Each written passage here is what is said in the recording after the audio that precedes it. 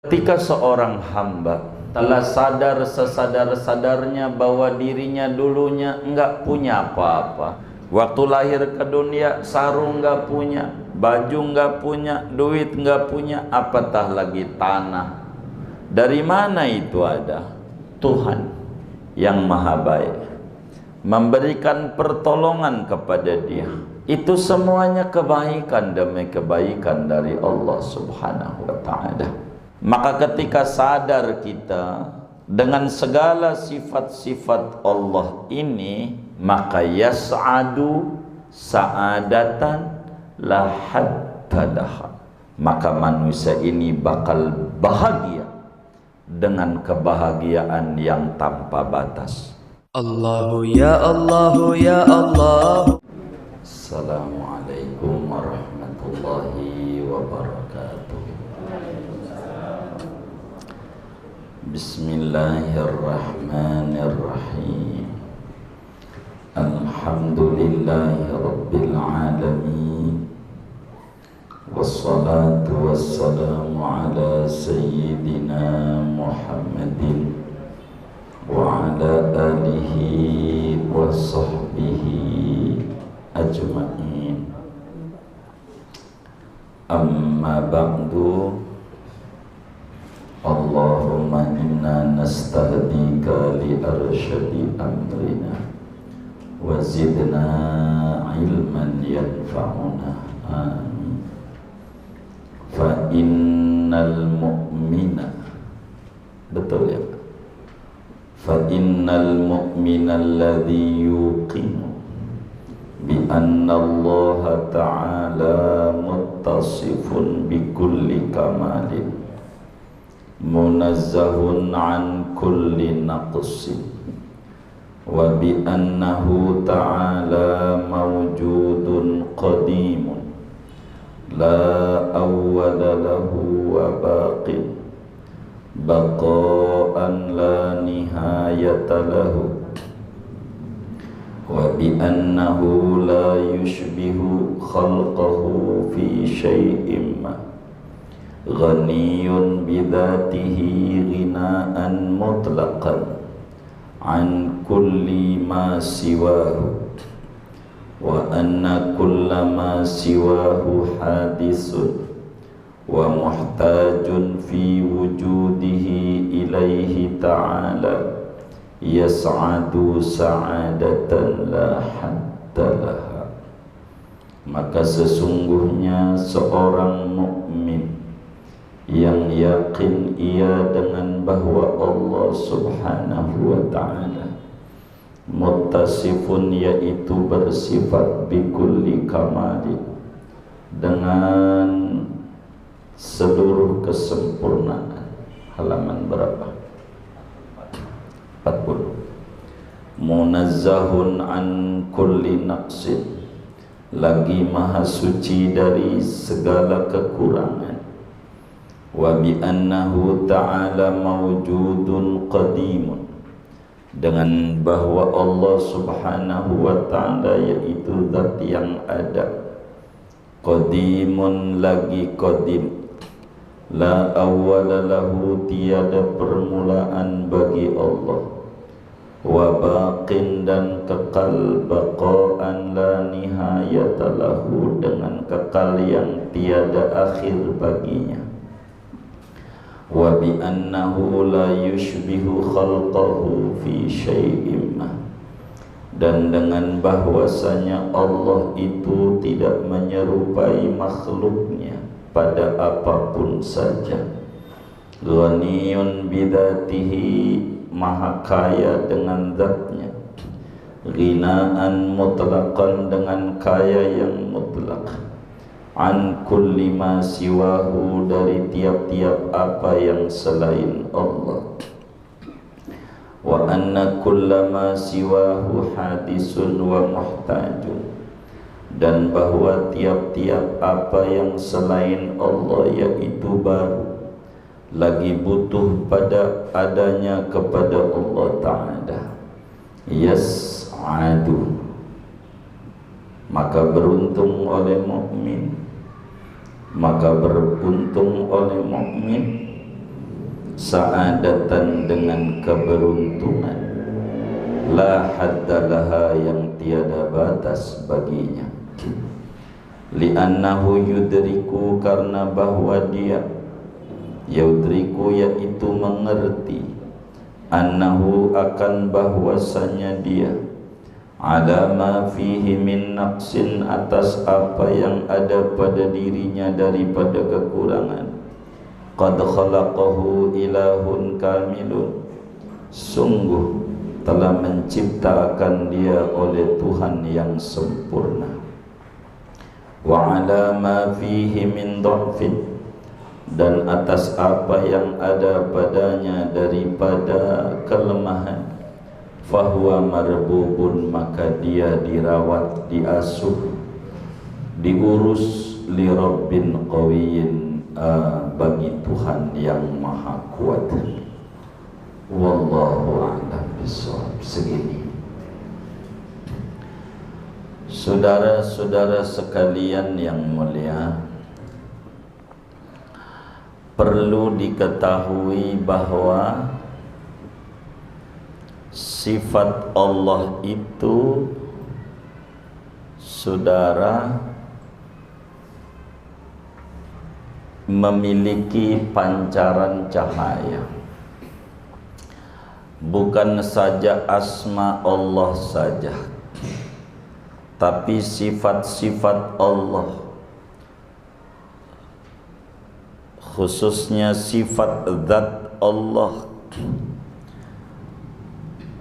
itu semuanya memiliki pancaran cahaya di dalam kalbu seorang mukmin.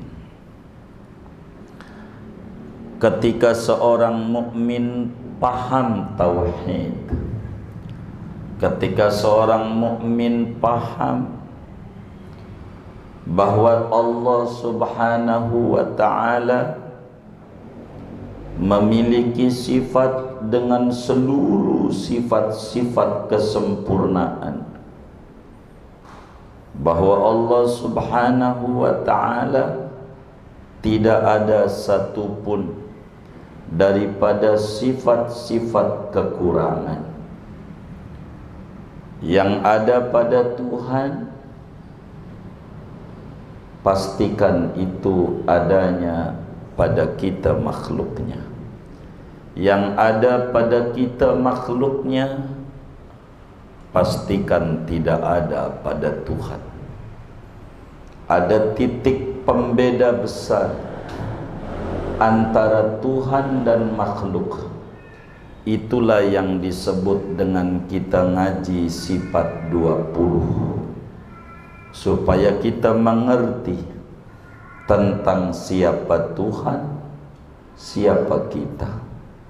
Kalau sampai kita mengerti siapa kita, maka otomatis dia bakal mengerti siapa Tuhannya. Kata Imam Yahya bin Mu'ad Ar-Razi, seorang tabi'in besar, man arafa nafsah faqad arafa rabbah. Siapa yang telah mengenali dirinya, benar-benar kenal siapa dirinya, maka pastikan dia bisa mengenali Tuhannya. Begitu juga orang yang mengenali Tuhannya, nanti dia bakal paham tentang dirinya. Allah Subhanahu wa ta'ala, saudara, ketika sadar dengan penuh keyakinan yang kuat bahwa Allah Subhanahu wa ta'ala bersifat wujud, qidam, baqa, mukhalafatu lil hawadisi, qiyamuhu binafsihi, bahwa ketika dia sadar Tuhannya ada, berarti dia paham dirinya tidak ada. Ketika dia paham Tuhannya sifat qidam, dia bakal sadar dia diadakan, dari tidak ada menuju ada, namanya disebut hudus. Ketika dia paham Tuhannya baqa, dia sadar bahwa dia bakal binasa, tidak langgeng di dunia ini. Adanya diawali tidak ada, adanya diakhiri tidak ada. Kalau Tuhan wujud qidam baqa, kalau kita adam hudus fana, tidak ada, kemudian tidak ada. Kalaulah dia faham Tuhannya tidak sama dengan apapun, Tuhannya tidak bergambar, Tuhannya tidak berbentuk, dengan apapun tidak sama, apatah lagi dengan dirinya, sehingga tak layak dirinya menyembah manusia. Apatah lagi manusia yang disembah baju aja nggak pakai, celana ndak punya, hanya baru pakai koteka umpamanya, masih kayaan dirinya. Ketika yakin seyakin-yakinnya bahwa Tuhannya tidak sama dengan dirinya, tidak ada yang sama. Tuhannya maha baik, yang enggak ibadah dikasih rezeki, apatah lagi yang ibadah. Yang nyembahnya salah masih dikasih hidup, apatah lagi yang nyembahnya tidak salah. Tuhannya maha kaya dengan kaya yang absolut,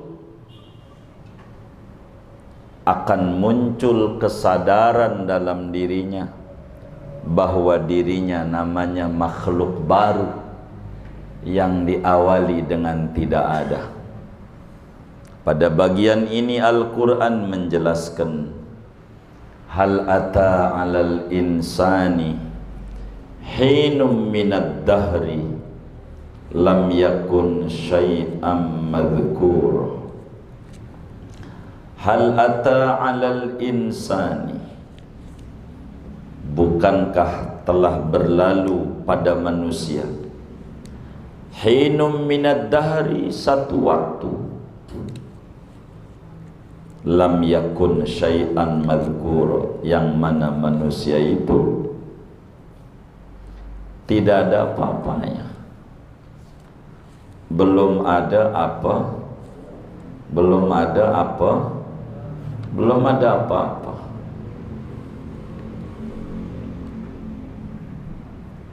Belum ada apa-apa,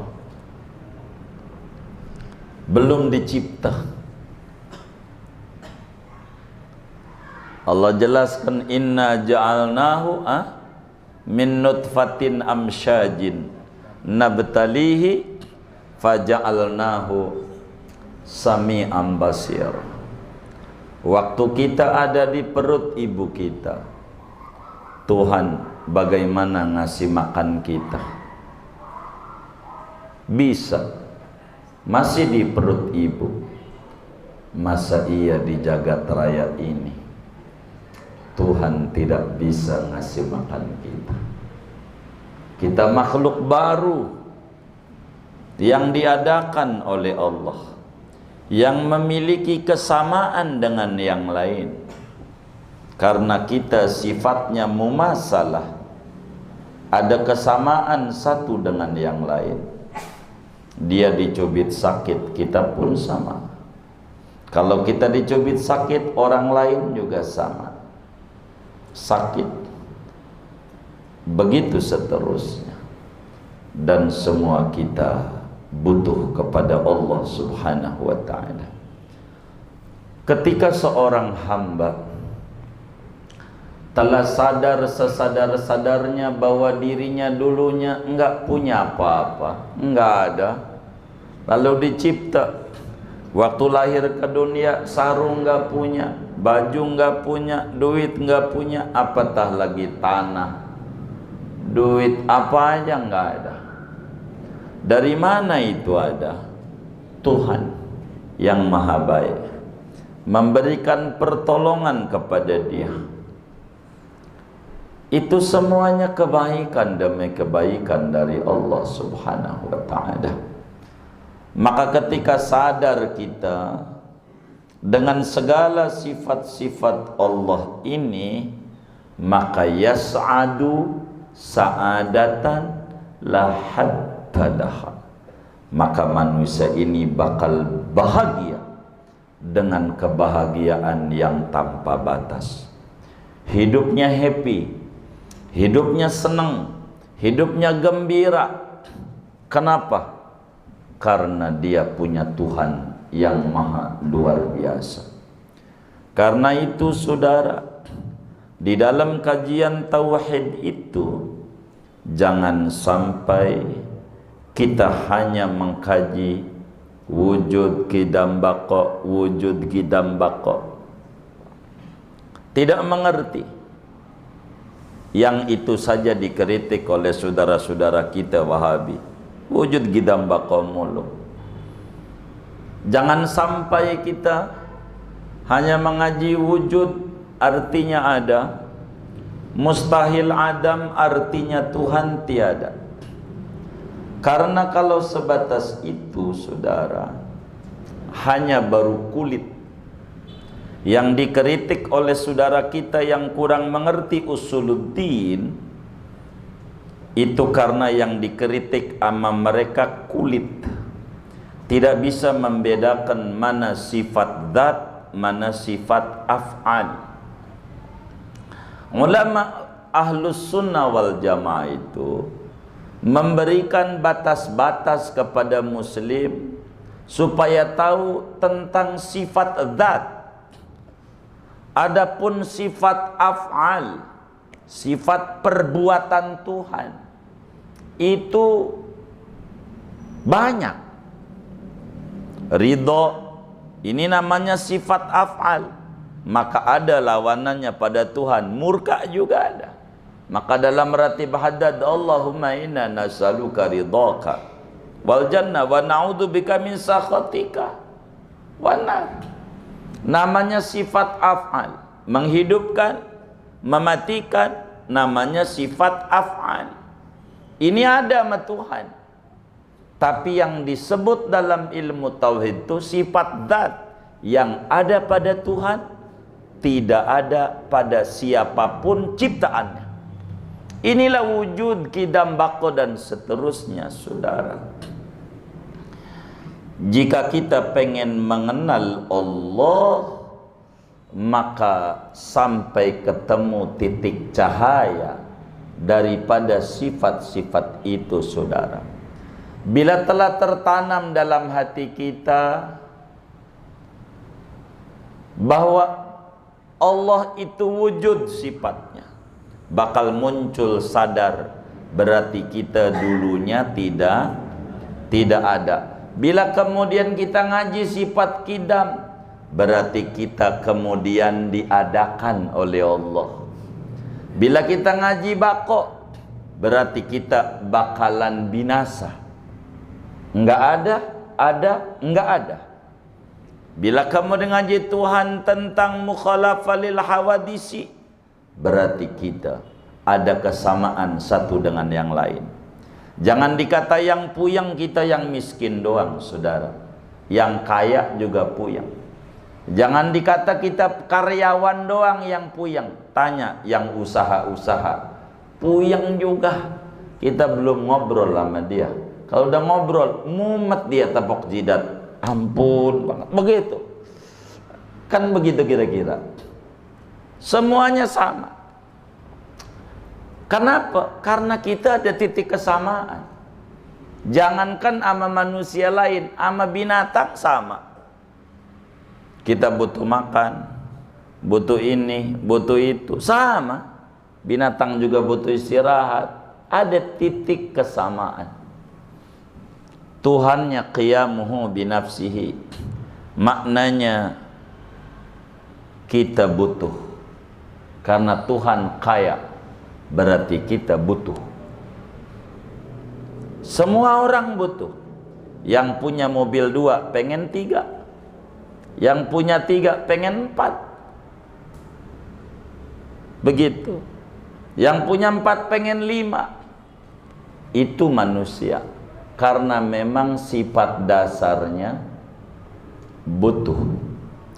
Ketika sadar, seorang mukmin yakin Allah wujud qidam baqa, mukhalafatul lil hawadisi, qiyamuhu binafsi wahdaniyat. Sadar ini semuanya, maka dia bakal beruntung. Yes, saya punya Tuhan saya punya Tuhan Allah. Allah ciptakan kita sebagai manusia, lalu kemudian Allah berikan kita akal sebagai apa? Pembeda dengan makhluk yang lain, dengan kambing, dengan ayam, dan lain sebagainya. Kasih akal. Apakah akal ini digunakan tugasnya hanya buat nyari makan, nyari minum,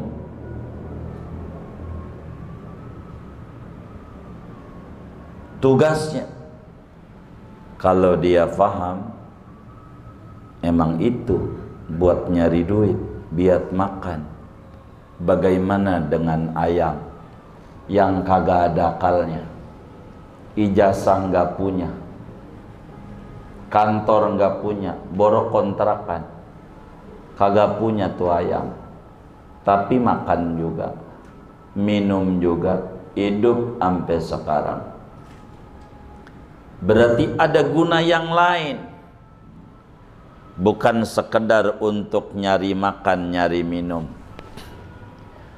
Akal tidak ada gunanya bila tidak digunakan untuk memahami konsep-konsep ketuhanan, sehingga menyadari dirinya siapa. Anda tidak perlu bersedih, Anda makhluk, ada Allah. Anda dhaif, ada Tuhan yang kuat. Anda susah, ada Tuhan yang kaya. Jadi kita paham, hidup kita akan bahagia ketika sadar kita sebagai manusia yang lemah, ada Tuhan yang maha kuat. Ketika kita sadar bahwa kita adalah makhluk yang tak berdaya, ada Tuhan yang maha kuasa. Kesadaran-kesadaran ini yang dia akan memunculkan kebahagiaan. Kenapa? Karena pengen deketi Allah, biar dikasih kemampuan oleh Tuhan, biar dikasih bimbingan arahan oleh Tuhan, biar dikasih pengetahuan oleh Tuhan, biar dikasih pendengaran oleh Tuhan. Sebab bukan kuping yang mendengar, ini mau alat, bisa saja tidak berfungsi, saudara. Maka orang yang belajar tauhid itu adalah orang yang pengen hidupnya bahagia, hari-harinya penuh dengan bahagia, hari-harinya penuh dengan kesenangan. Fa innahu yas'adu sa'adatan la haddalaha, maka dia beruntung dengan keberuntungan yang tanpa batas. Orang yang kenal Tuhan itu asik, saudara, hidupnya enak, tidak ngoyo, tidak pala jadi kaki, kaki jadi pala, enggak. Waktunya dia ibadah, waktunya dia ngaji, waktunya dia main-main. Dia mengatur ritme kehidupannya, tidak tergulung oleh waktu, tapi pandai mengelola waktu. Dia sadar hidupnya cuman sekali, tapi hidup sekali sudah cukup. bila dia memahami Tuhan. Di dunia normal sebagai negeri untuk kita diuji oleh Allah. Alladzi khalaqal mauta wal hayata liyabluwakum ayyukum ahsanu amala. Allah cipta mati, Allah cipta hidup. Kita ini enggak hidup terus, bakalan mati. Bakalan mati. Maka dia sadar, dia enggak mau waktunya terbuang sia-sia. Nabi nasihati sahabatnya namanya Abdullah bin Umar, maka menjadi orang besar. Abdullah bin Umar, kun fid dunya ka'annaka gharib aw amiru sabil. Hendaklah engkau selama hidup di dunia ka'annaka gharib, seakan-akan kau merantau. Orang merantau aja. Kita di dunia ini merantau. Orang merantau itu tidak lama, suatu saat bakalan pulang. Orang yang sadar bahwa dirinya adanya diadakan oleh Allah, tentu ada maksud dan tujuan memberi dia hidup. Untuk apa Tuhan kasih hidup? Liyabluwakum ayyukum ahsanu amala, untuk menguji kita dengan kemampuan lokal yang diberikan, keinginan lokal yang diberikan, ilmu yang diberikan, hidup yang diberikan, mau diarahkan kemana ini? Diuji. Kita diberi kebebasan dengan akal yang ada. Silahkan, semuanya ada konsekuensinya. Ada punishment, ada reward. Normal semuanya. Tidak ada yang tidak diuji oleh Allah Subhanahu wa ta'ala di dunia. Normal. Maka saudara-saudara sekalian yang mulia, kita paham di dunia ini kita untuk berkarya. Karena merantau. Ada orang Jawa merantau di Jakarta. Dari Jawa. Enggak Gunung Kidul, Gunung Kidul. Gunung Kidul. Orang Turki, turunan Gunung Kidul. Dari Jawa merantau ke Jakarta, umpama itu ada informasi infomudik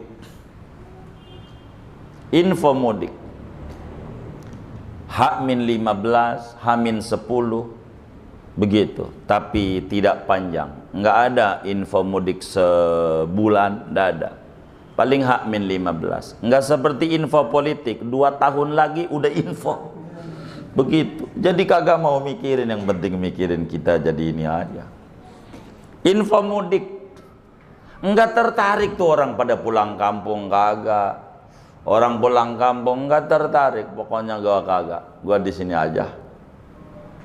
Tapi pas sudah senja, usianya udah 60 tahun, sadar bahwa dia pengen mudik juga.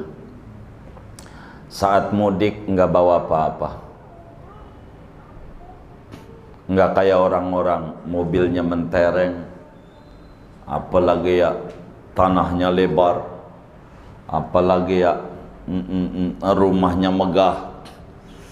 Dia enggak, dia hanya bawa baju di badan saja. Ketika dia mudik,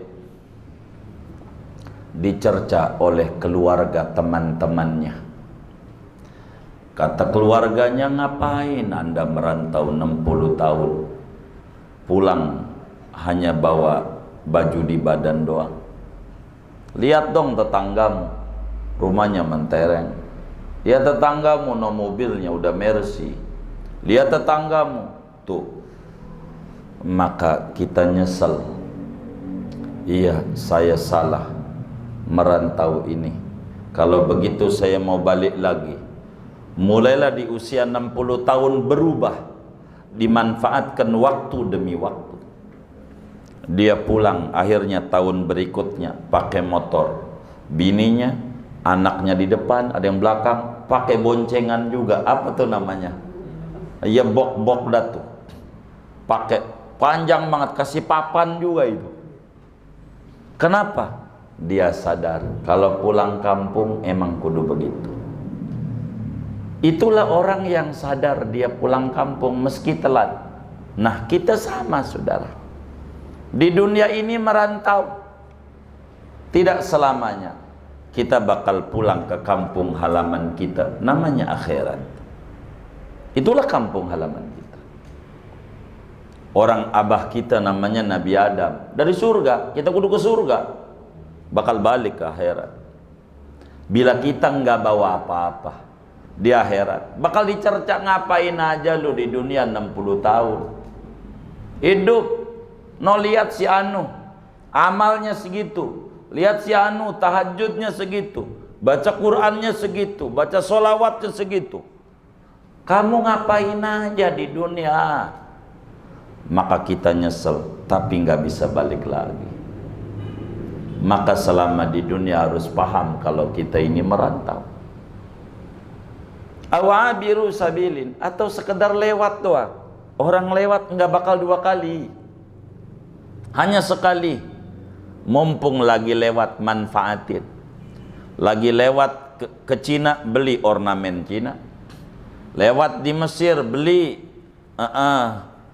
barang-barang dari Mesir. Piramid lah apa gambarnya. Pergi ke Arab, beli onta-ontaan. Itu karena sadar lewat doang. Maka orang yang faham bahwa dia di dunia sebentar adanya, enggak lama, maka dia bakal beruntung. Andai dia miskin, dia enggak bakal banyak mengeluh hidupnya. Lihat orang di perkampungan tuh. Di kampung-kampung, saya kadang ngadain maulid, seringnya di daerah. Buat apa? Buat orang-orang kota besar lihat. Orang kampung rumahnya reot, tahajud keburu, kasur empuk nggak punya, boro AC, kipas nggak ada, tahajud keburu, nggak ngeluh.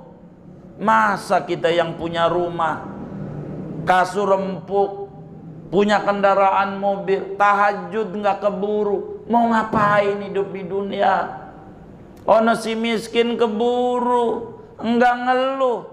Kita yang masih punya duit bingung, Tuhan bagaimana ini dagang rugi, bagaimana ini? Mana muncul saingan baru lagi? Bagaimana ini? Puyeng sama kita. Ini karena kita kurang paham. Hidup ini sebentar, tidak lama. Maka karena hidup sebentar, manfaatkan hidup yang sebentar, biar kita bahagia. Kalaulah teman-teman kita ada orang non-muslim, tidak ibadah, rumahnya gede gedung, kerjaannya mohon maaf umpamanya hura-hura, main-main, andai ujungnya di akhirat masuk neraka, masih mending, saudara. Orang rumahnya gede, tanahnya lebar, mobilnya bagus. Lah kita yang tinggal di kontrakan sempit, bayar aja nyicil nggak kuat tahunan, sholat kagak, tahajud kagak, mau ngapain? Hidup di dunia mau nyari apa? Kalaulah nanti di akhirat kita masuk surga mending. Kalaulah kita masuk neraka, cilaka 12. Di dunia sengsara, di akhirat sengsara. Apa yang mau dibanggakan? Hidup di bawah main-main, padahal kita miskin. Kalau bahasa kasarnya kerek lagi. Ibadah kagak, apa kagak, mau ngapain? Ini karena nggak kenal Tuhan, sehingga dirinya aja nggak disayang, nggak mengerti apa yang dibutuhkan, tujuan hidupnya apa, dia nggak ngerti. Kalaulah kita kaya di dunia, maka kita nggak bakalan sombong dengan kekayaan kita yang ada. Kenapa? Sadar bahwa itu nggak bakal dibawa mati. Biar kayak apa duitnya, nggak ada orang ambil kain kafannya dikasih kantong kayak begini. Ada nggak kira-kira? Kagak ada, kagak bakalan dibawa. Maka kemudian dia mengerti bagaimana cara mengawetkan harta ini. Dia mengerti. Inilah yang disebut orang bahagia, mengerti. Hidupnya tidak digenggam dunia, tapi dia menggenggam dunia. Dia bisa memanage waktu, bukan digulung oleh waktu. Waktu-waktunya dia harus dilihat. Tingkat pencapaian hidupnya, ada target-target yang dia kejar. Orang yang tidak mengerti tentang hidup, nggak ada pikirannya di otaknya kalau punya duit pengen ziarah ke Baitullah, pengen ketemu sama Rasulullah, nggak ada. Tapi kalau dia mengerti tentang hidup, maka dia ada kerinduan. Kapan saya dimudahkan jalan untuk bisa sholat 2 rakaatnya di raudhahnya Rasulullah? Ada keinginan, pengen dekat dengan Allah, pengen dekat dengan Rasulullah. Orang yang belajar tauhid bukan mohon maaf ibadah makdoh, sholat mulu, ya tidak. Dia mengerti bahwa dia di dunia kudu usaha. Jangankan dia ayam, nggak bisa main makan begitu aja, kakinya kudu cakar-cakar dulu. Mananya kudu usaha. Bayi kudu usaha. Kudu usaha. Apa usahanya? Nangis. Itulah syariat bahwa di dunia kudu berkarya. Dia mengerti kalau seorang mukmin telah yakin seyakin-yakinnya bahwa Tuhannya sempurna, maknanya dirinya penuh kekurangan. Tuhan yang gak ada kekurangan, maknanya dirinya yang penuh kekurangan, Tuhannya sempurna. Kalau ada kemuliaan pada diri kita, itu karena Tuhan beri. Kalaulah kita punya harta, Tuhan beri. Betapa banyak orang yang sekolahnya tinggi, S1, S2, S3, S bonbon, tapi miskin juga. Kita SD kagak lulus, kan ada yang kayak begitu ya. SD nggak lulus, ya Allah hartanya banyak dia. Kenapa? Kan bukan kebaikan Allah itu. Mahwa teman kita, konsultan kita, SE, MM, MBA, apalagi dah tuh doktor. Ini cara manajemen bisnis begini. Malah dia motor aja nggak punya, masih gojek dia ngajarnya di kampusnya. Lah kita punya toko umpamanya. Ini betapa baiknya Allah itu. Maka kalaulah kemudian kita kaya, enggak sombong. Kalaulah kita miskin, enggak ngeluh. Dia sadar sama apa yang disampaikan oleh Nabi. Apa ciri-ciri kaya itu dalam standar Islam? Kata Nabi dalam hadisnya, man asbaha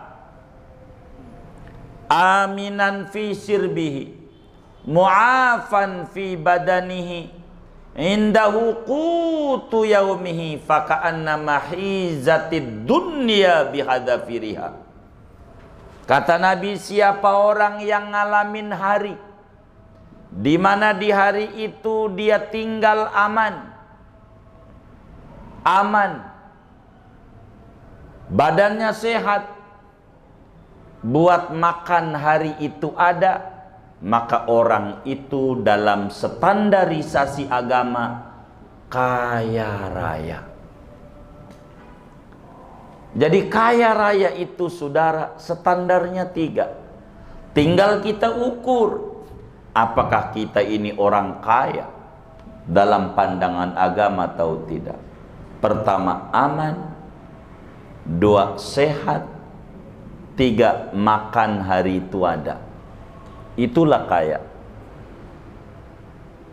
Mau nggak saudara dikasih duit sama Allah 10 miliar? 10 miliar, mau nggak? Halo, nih monyong mulu nih nggak kedengeran? Mau nggak? 10 miliar, mau nggak? Tinggalnya tapi di Palestina. Mau nggak? Di Gaza, jalur Gaza. Iya, mau nggak, Mas Pri? Mau nggak? Kenapa nggak mau? Nggak aman. Dia nggak mikirin duit puluhan miliar, kagak pikirin. Pengen tenang hidupnya. Kita dapat nggak keamanan? Dapat. Satu ciri kaya.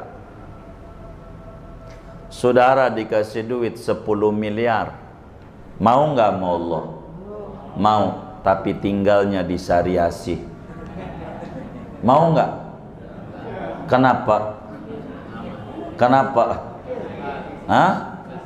Sakit. Dikasih sehat nggak mau Allah? Ini sehat nggak ini? Sehat. Indahu qutu yaumi, buat makan ada. Nih dari tadi pagi udah makan berapa kali?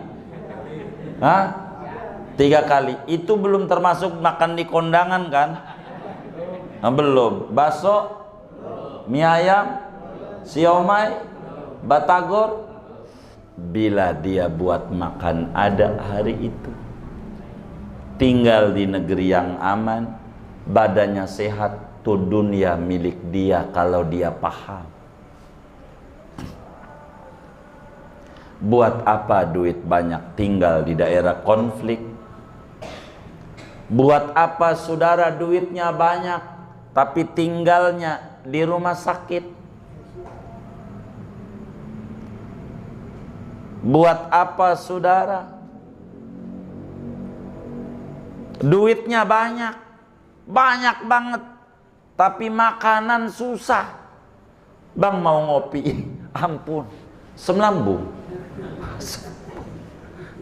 Mau ngeteh, sop iga, kolesterol. Sate kambing, darah tinggi, darah tinggi. Emping bang, asam urat. Hidup susah, duit miliaran. Mau kayak begitu? Alhamdulillah. Kita seduit nggak miliaran, tapi alhamdulillah perut udah kayak asbak. Puntung apa aja masuk di situ. Makanan apa aja masuk, bener nggak? Terus apa yang mau dilamunin dalam hidup? Saya belum punya mobil. Dia kagak tahu yang punya mobil puyeng sama cicilannya. Kita kagak mikirin, ketemu polisi aja tenang. Yang punya mobil begitu. Itu begitu. Jadi enak kita. Mau ngapain? Maka orang yang mengenal Allah tuh hidupnya bahagia, benar saudara. Kenapa kita nggak bahagia? Orang oksigen gratis, darah masih ngalir enak. Apa nggak penting kita bersyukur sama Allah? Betapa kurnia yang diberikan sama Allah. Kenapa dia bahagia? Dia mengerti dia makhluk yang kurang, punya Tuhan yang sempurna. Dia lemah, dia punya Tuhan yang kuat. Dia susah, punya Tuhan yang kaya raya. Kenapa kita takut hidup susah? Begitu.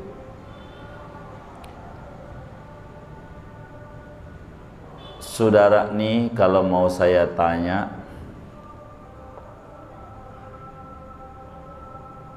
pengen kaya nggak? Nih yang hadir nih, pengen kaya nggak? Pengen. Orang yang pengen kaya, udah kaya belum? Belum. Kan dia pengen. Lah kalau kita pengen beli mobil, berarti belum punya mobil. Pengen beli motor, berarti belum punya motor. Pengen kaya, berarti belum. Jadi saudara nih pengen kaya nggak? Saya tanya nih, pengen kaya nggak? Udah kaya belum? Belum. Gitu, belum kaya. Berarti kalau belum kaya masih miskin. Saya mau tanya, dan ini jawabannya yang kencang. Rada belakangan ini telinga saya kurang dengar. Ini yang ngaji nih, takut miskin nggak? Hah? Saya mau tanya nih, yang ngaji nih, takut miskin nggak? Tuh, itu yang saya bingung.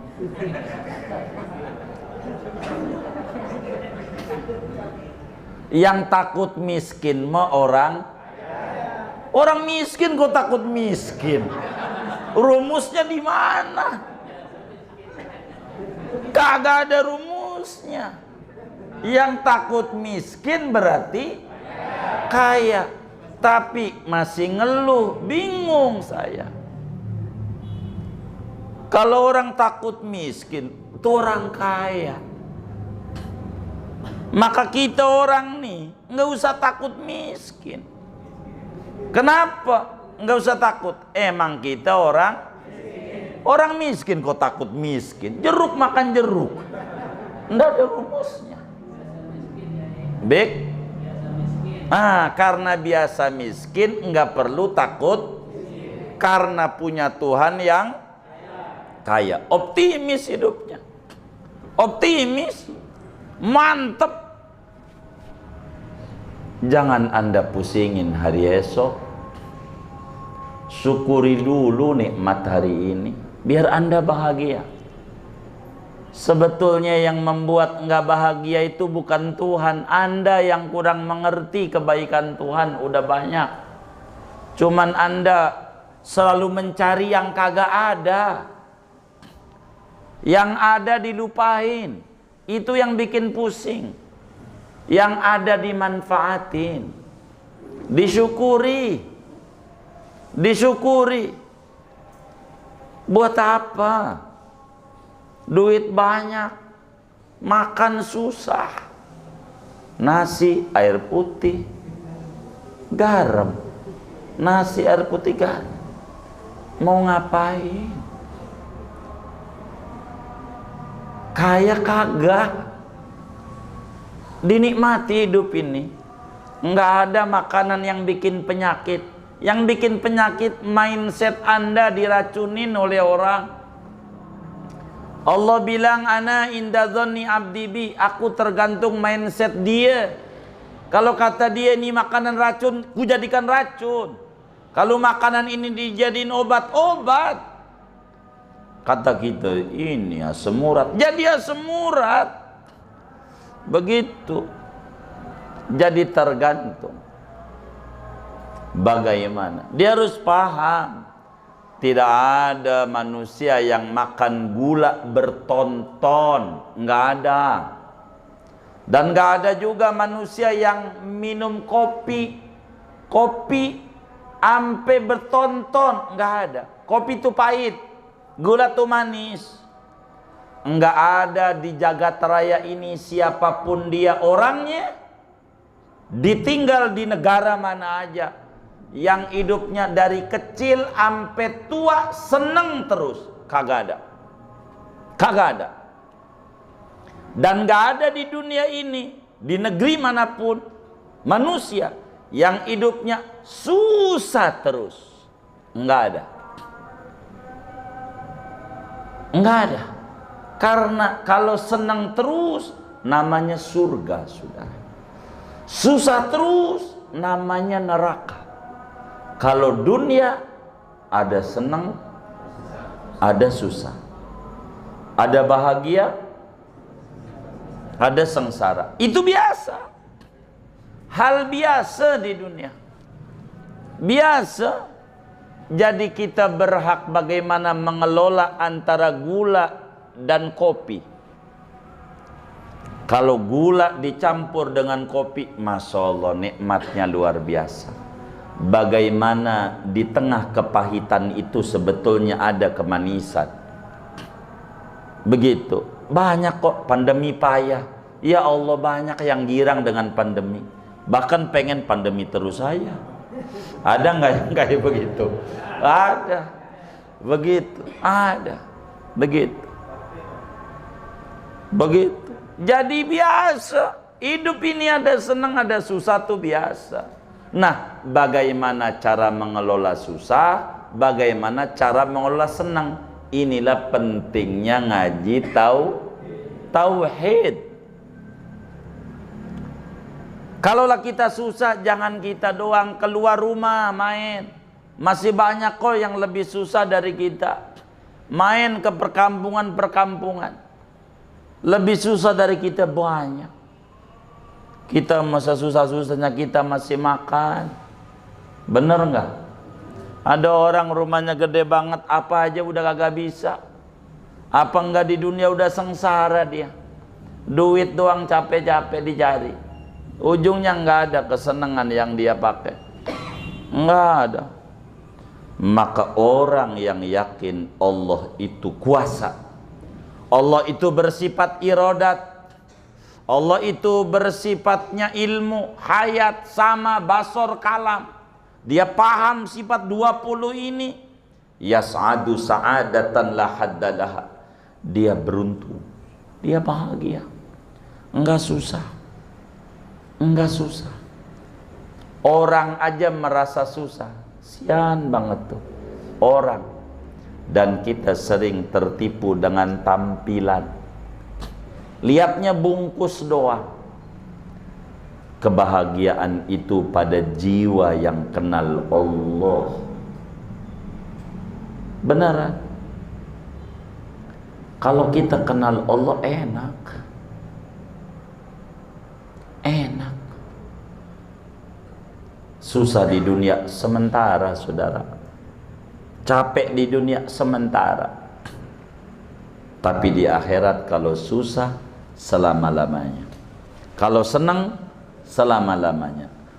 Ingat, yang sementara jangan dirubah oleh akal dan mindset kita menjadi abadi. Ngapa gua susah terus? Itu salah pertanyaan. Dunia nggak ada susah terus, nggak ada. Ada kok senangnya. Ada kita senangnya. Banyak. Ada orang katanya rumahnya kecil banget. Ya Allah, senang dari mana gue? Rumah gue 20 meter. Dari dapur, tengah, ruang tamu itu juga. Di mana gue senangnya? Dia pakai nanya begitu. Ketika saya tanya, anakmu berapa? 7. Bagaimana bikin anaknya? Rumah lu itu sih bisa. Lah berarti ada seneng ente. Ada seneng. Rumah 20 meter bisa bikin anak 7. Bagaimana itu? Mau tidur anak di mana? Tapi bisa. Ada senengnya. Mau ngapain kita dibikin susah-susah? Udah dah. Jangan diratapi hidup ini. Hidup adalah anugerah dari Allah. Tapi pada akhirnya faman syaa'a falyu'min wa man syaa'a falyakfur. Silahkan Anda mau bersyukur, Anda mau tidak bersyukur, terserah Anda. Itulah yang Anda tanam dan itulah yang bakal panen. Maka hidup ini, saudara, kalau belajar tauhid bahagia. Mau ngapain? Dipuyang-puyangin hidup, nggak usah. Kita nggak usah dipuyang-puyangin hidup. Kita dibikin bahagia. Harus happy, harus senang, harus senang. Sebab nanti di akhirat takut kita susah. Maka di sekarang nih dinikmati. Nanti kalau udah mati, saudara, duren nggak boleh. Nggak ada yang saya lihat orang mati makan duren. Begitu. Daging kambing nggak boleh. Nggak ada makanan yang jadi racun. Makanan itu obat.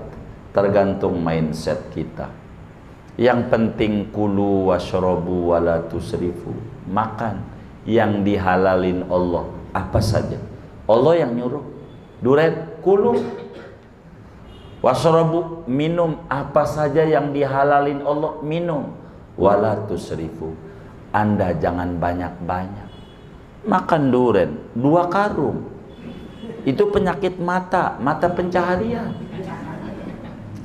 Jangan. sedikit. Boleh saudara, buat obat. Jangan dibikin susah kita. Minumnya apa bang? Air putih. Gua muda dari kecil, dari gentong. Begitu. Udah air gentong aja, kata begitu. Maka dibikin bahagia. Jangan dilamunin hidup ini. Kalau kita dibikin bahagia, bahagia kok. Sebab yang membuat bahagia bukan orang, diri sendiri yang kenal dengan Allah Subhanahu wa ta'ala. Jangan takut susah, kita punya Allah. Jangan takut hina, Allah maha besar, ada jalannya.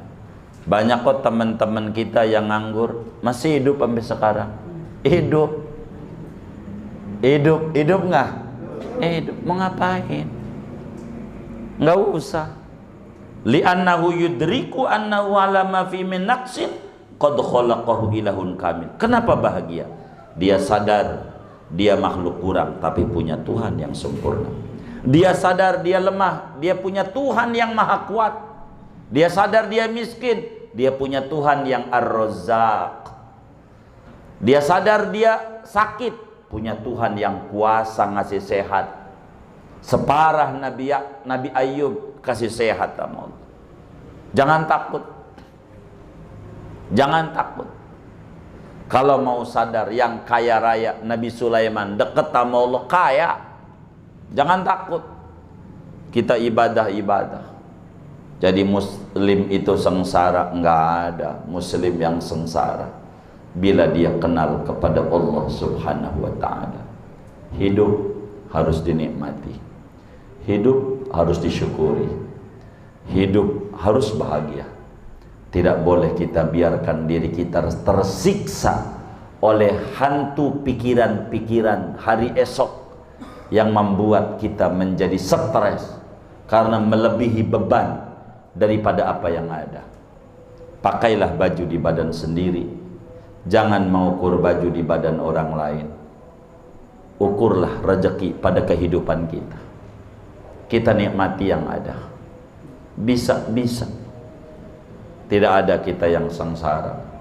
Kita harus bahagia saudara. Dengan belajar tauhid, singkatnya kita semua pantas untuk bahagia. Tidak boleh orang yang ngaji tauhid hidupnya sengsara. Enggak boleh.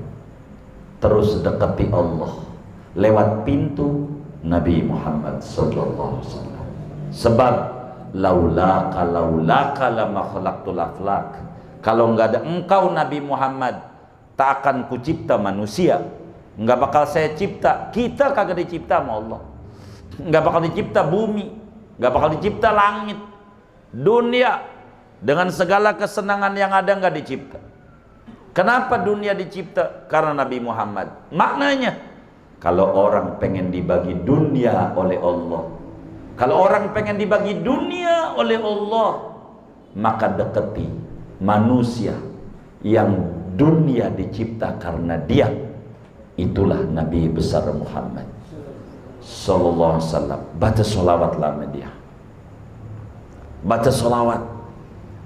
Maka teman-teman majelis semuanya, tidak ada yang tidak. Kalau ada yang bermasalah kehidupannya, pasti dia kurang baca sholawat. Kita suruh dia baca sholawat sehari semalam 3100. Sallallahu ala Muhammad, sallallahu ala Muhammad, sallallahu ala Muhammad, sallallahu ala Muhammad. Segitu aja. 3100 sehari semalam. Baca tuh. Nanti bakal ketemu keasikan. Dunia bakal datang. Kenapa? Karena Allah senang kekasihnya disebut. Maka yang tadinya kita hina bakal dimuliakan oleh Allah. Yang tadinya kita rendah bakal ditinggikan oleh Allah. Yang tadinya kita miskin bakal dikasih kekayaan oleh Allah. Kenapa? Karena kita demen nyebut-nyebut manusia yang dunia dan isi-isinya dicipta karena dia. Dan itulah Habibuna Muhammad sallallahu alaihi wasallam. Jangan dikira saudara, salawat itu ringan. Ringan apa berat? Kalau mau jujur, tergantung. Semua muslim paham tentang salawat, fadilahnya paham. Semua orang tentang solawat ngerti, tapi kenapa dia tidak tertarik untuk baca solawat? Sebab tidak ada izin dari Rasulullah untuk bersolawat sama dia. Ya Allah, ini mah jangan nih. Maka kita tidak kuat baca solawat. Bila kita sudah mudah mulutnya 100 habis solat sallallahu alaihi wasallam, sallallahu 100 habis solat sallallahu, berarti sehari semalam 500. Latihan untuk dapat izin biar kita bisa memuji-muji Nabi. Di luar itu 3100. Kalau sekali duduk berarti tengah jam, paling lama 40 menit. Tapi kita dari wajahnya demen kredit, dikredit aja sambil olahraga, ambil olahraga gitu, ambeng itu karung gitu, seperti sallallahu 3100 ditambah 500 berapa tuh?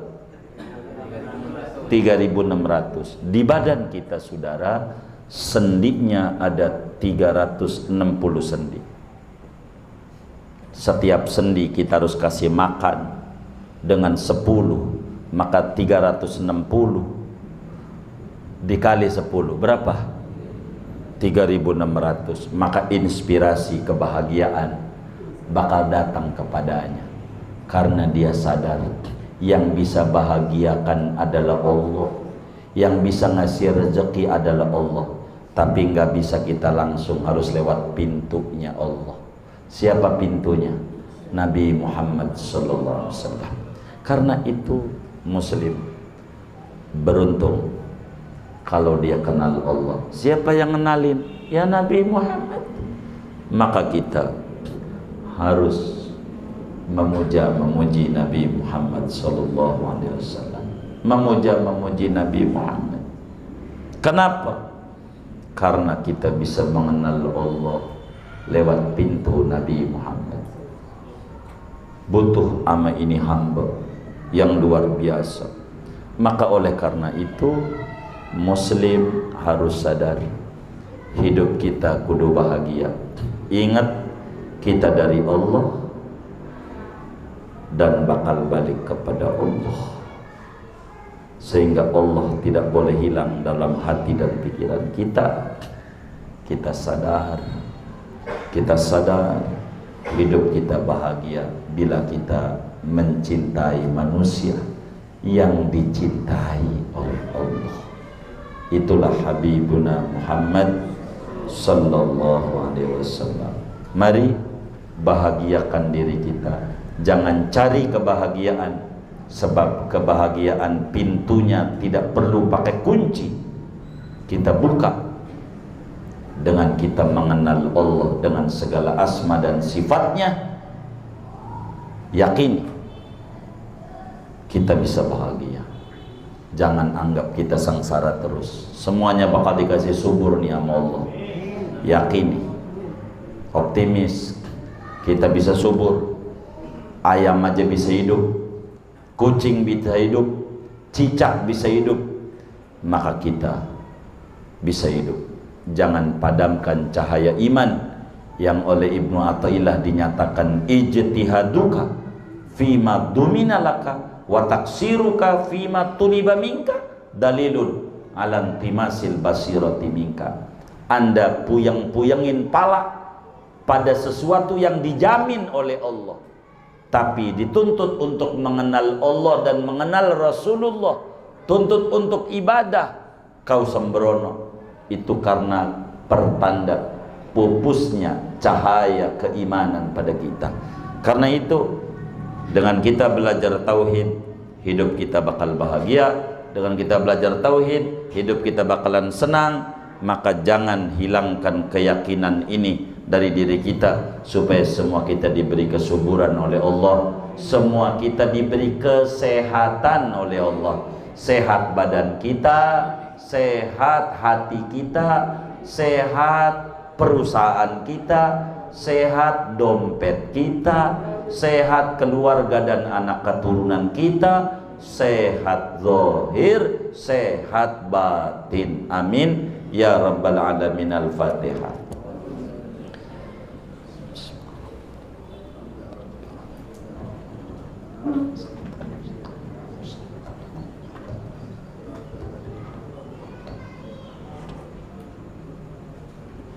Ada yang ditanya mungkin?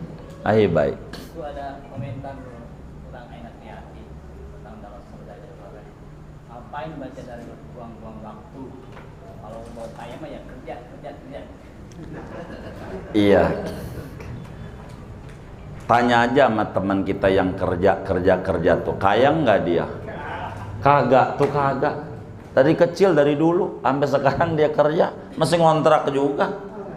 Kalaulah dia mendekati kepada Rasulullah sallallahu alaihi wasallam, dia mendekat sama Nabi. Kalau dia sadar bahwa segalanya yang memberikan adalah Allah, maka dia harus perlu pelumas, perlu vitamin. Ngapain itu orang minum vitamin? Toh ujungnya sakit juga. Bahkan ada orang divaksin 1, 2 sampai booster. Begitu sekarang juga tergulai di rumah sakit. Ada nggak? Banyak nggak? Ngapain? Justru dia tidak paham. Syariat ada 2. Syariat lahir, saudara, tanpa diiringi dengan syariat batin, berat.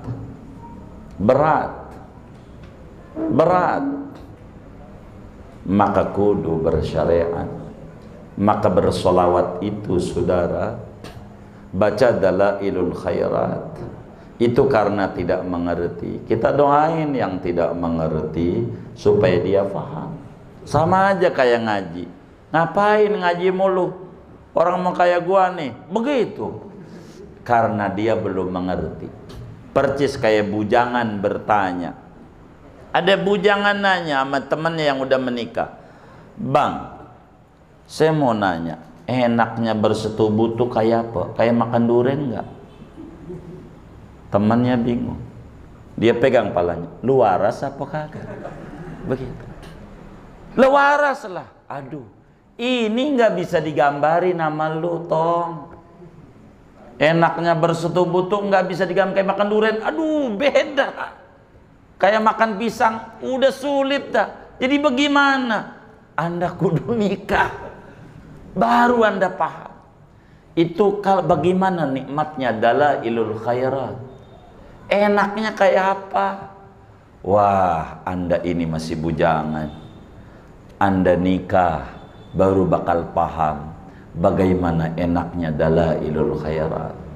Bagaimana asiknya kita membaca sholawat kepada Nabi. Ini gambarannya. Kita ambil satu potong dari ribuan sholawat yang di dalail. Di hari Senin ada bacaan begini. Allahumma sholli ala Sayyidina Muhammad wa ala ali Sayyidina Muhammad kama shallaita ala Sayyidina Ibrahim wa ala ali Sayyidina Ibrahim fil alamina innaka hamidum majid. Satu potong. Ada di hari Senin. Apa artinya? Ya Allah, kau bersolawatlah kepada Nabi Muhammad. Saya potong segitu dulu. Bersolawatlah kau kepada Nabi Muhammad. Ini, saudara, coba kita renungi di Ahzabnya dulu sebelum bacaan ini. Kata Allah, innallaha wa malaikatahu yusalluna 'alan nabi ya ayyuhalladzina amanu sallu 'alaihi wa sallimu taslima.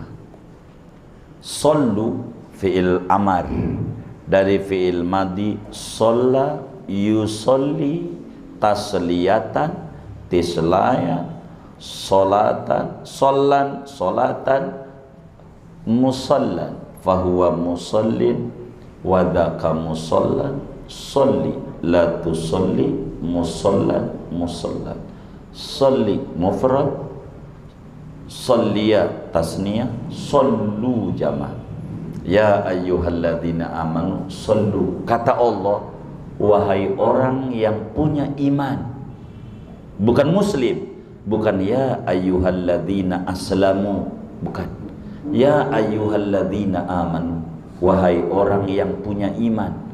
Sallu, Anda kudu banyak baca solawat sama Nabi Muhammad. Ayo pada baca solawat sama Nabi. Ini perintah Allah. Amrun minallah bisolati ala rasulillah. Perintah dari Allah untuk kita baca solawat sama Nabi Muhammad. Sahabat yang mendengar firman Allah ini diwakili oleh Sidina Anas bin Malik nanya sama Nabi, ya Sayyidi ya Rasulullah, kaifa nusalli alaik? Nabi, bagaimana cara saya baca solawat ini? Allah perintahin untuk kita baca solawat. Gimana baca solawatnya? Apa kata Nabi?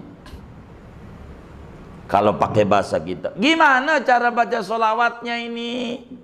Allah suruh saya. Kata Nabi, ente ngomong sama Allah, ya Allah, kau saja yang bersolawat sama Nabi Muhammad. Kau saja yang bersolawat sama Nabi Muhammad. Apa itu kau saja yang bersolawat? Bahasa Arabnya sallallahu ala Muhammad atau Allahumma sholli ala Muhammad.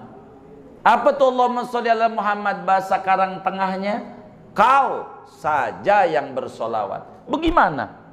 Kita disuruh sama Allah, lalu nyuruh lagi sama Allah, kau aja yang bersolawat. Padahal Allah suruh, solu, kau kudu bersolawat sama Nabi Muhammad. Tapi ketika sahabat nanya sama Nabi, bagaimana ini jalanin perintah Allah ini? Kata Nabi, ente bilang sama Allah, kau saja yang bersolawat. Kenapa? Disuruh nyuruh. Disuruh nyuruh.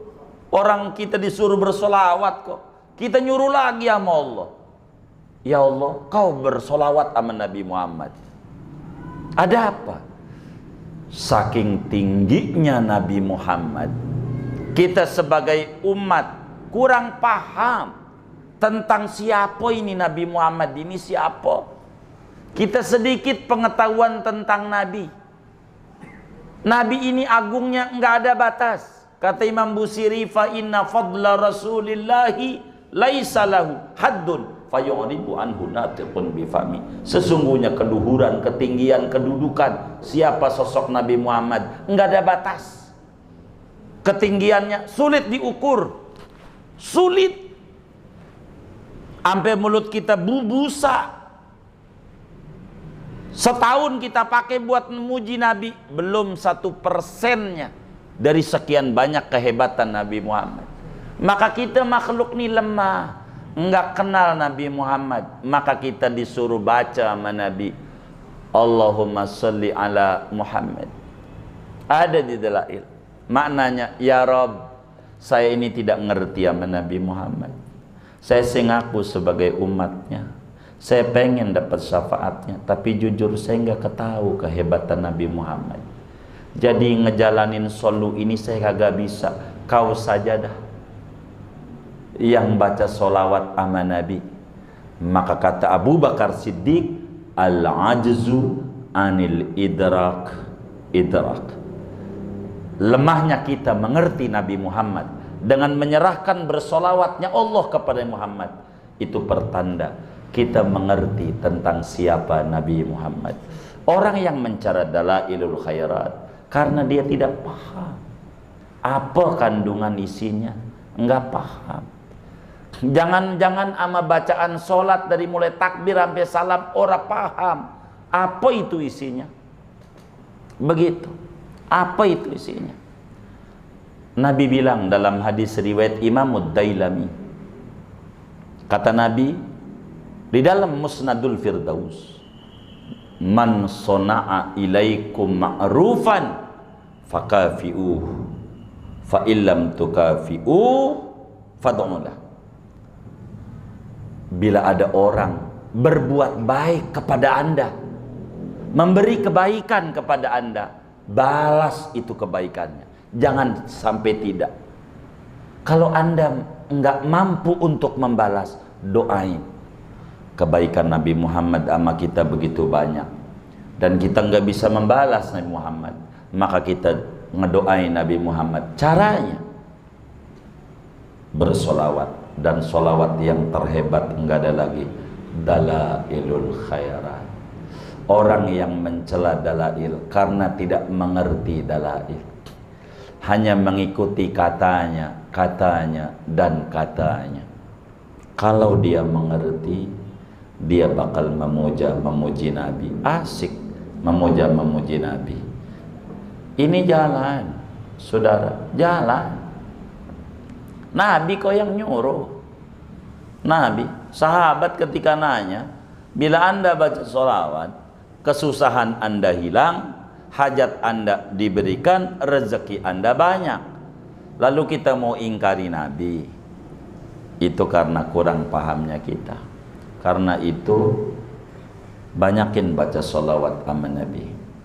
Nanti kita bakal paham ada kenikmatan. Teman-teman kita aja yang baca 100 doang habis sholat, pelan-pelan mulai terbuka. Hidupnya rada tenang, enggak ngos-ngosan hidupnya. Enggak ngos-ngosan, tenang, nyantai. Sudah mulai menikmati hidup. Sebab hidup nikmat bila kita sudah menikmati hidup ini. Dan kalau kita pengen hidup nikmat, kita banyak baca sholawat sama Nabi. Sekian yang dapat saya sampaikan terkait dengan kenapa kita harus baca sholawat sama Nabi Muhammad. Wallahu a'lam.